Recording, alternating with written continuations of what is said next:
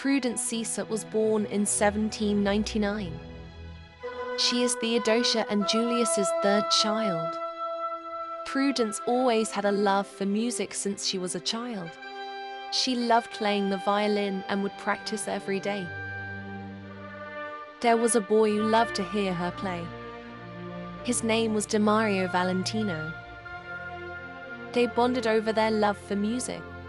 When they grew up, their friendship blossomed into romance.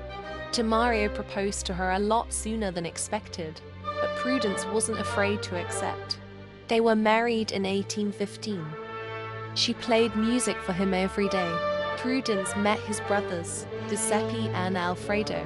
She learned their family had a business that Demario was now in charge of. It was a business of organized crime that made him tons of money.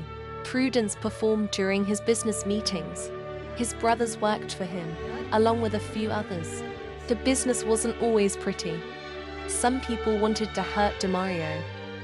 Their attempts exposed Prudence to a side of him she's never seen before. Demario promised to always protect her no matter what. In 1820, Prudence discovered she was pregnant. They were excited to have a new addition to their family. They set up a nursery as they prepared. One afternoon while they were out, Demario was murdered in front of her. Prudence tried to call for help, but he couldn't be saved. He was gone. Demario Valentino passed away in 1820 at the age of 23. His brothers were there for Prudence when she needed them. She had later returned home a widow.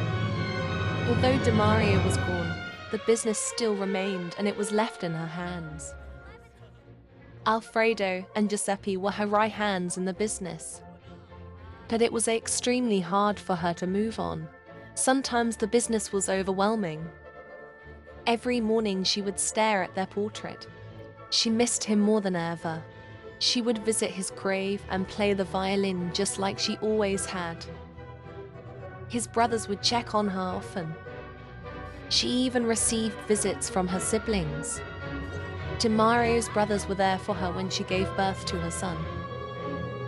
She promised Demario she'd name the baby Romeo if it was a boy. Romeo was the first good thing since her husband's death. Alfredo and Giuseppe were around to help with the baby when she needed it. She played the violin for him the same way she did for his father. As Romeo grew older, his family prepared him to one day take over the business. He was going to be a good leader.